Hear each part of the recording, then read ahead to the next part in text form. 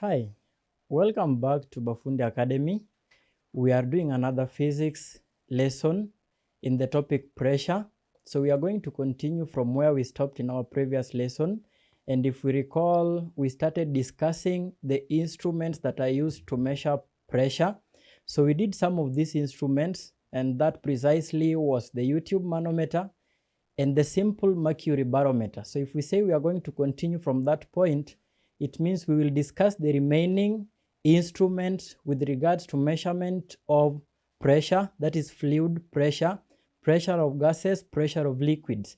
And the remaining instruments, like we listed, are the Aneroid Barometer, the pressure gauges, and we will finally look at the FORTIN barometer. So we are going to discuss those three equipment, those three instruments, and then that will mark the end of this lesson.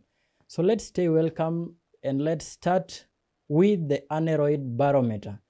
So this is a common instrument. We've heard of this term several times. We are only going to understand how it works. So up to this point, of course, we all know that it is an instrument used for measuring fluid pressure.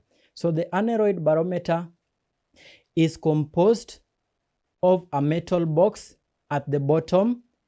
That is one very important feature that assists in the measurement of pressure using this instrument.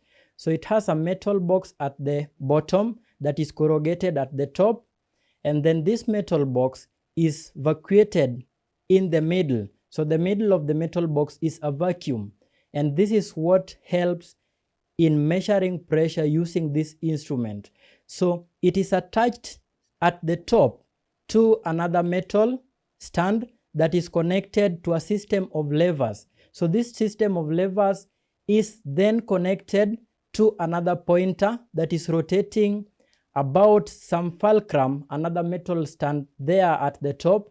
So what happens is that the corrugated top of the metal box acts like a diaphragm, such that when we have pressure changes in the atmosphere, then it is going to move up and down in that kind of manner.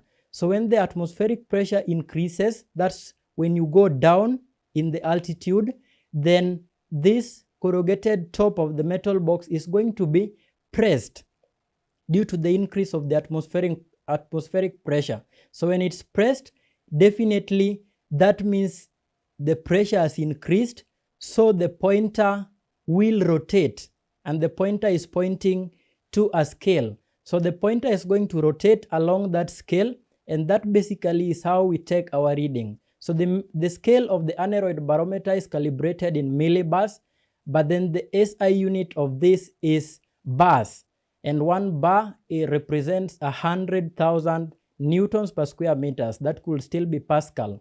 So that is the relationship between those two, and therefore it means we can take our reading of the atmospheric pressure directly using these instruments. So that's all about the Aneroid Barometer. Then this takes us to the next instrument, the second last instrument, that is the pressure gauges.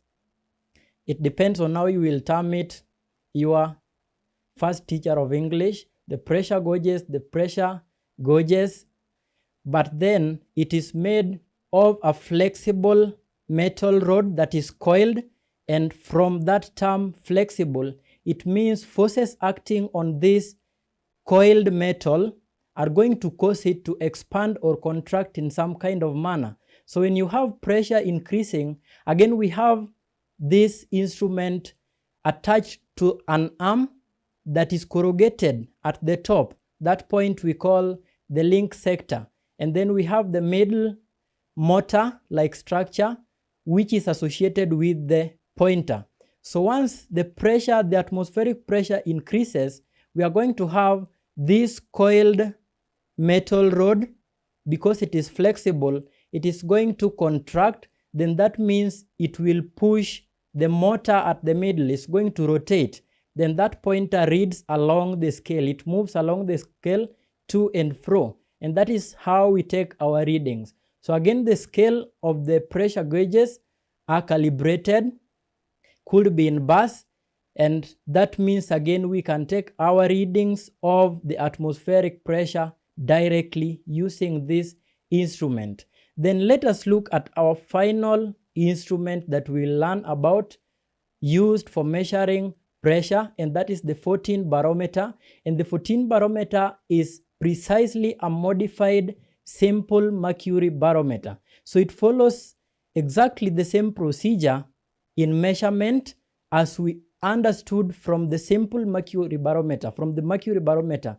So what happens here is that this is portable. So you remember in the simple mercury barometer, it was basically not portable.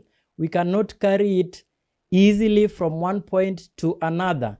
But now this is a system that is modified so that we can conduct our measurements of the atmospheric pressure at whichever point we want to carry it out. So we have it coated to protect the interior parts, and we have a leather bag at the bottom, and that leather bag contains mercury.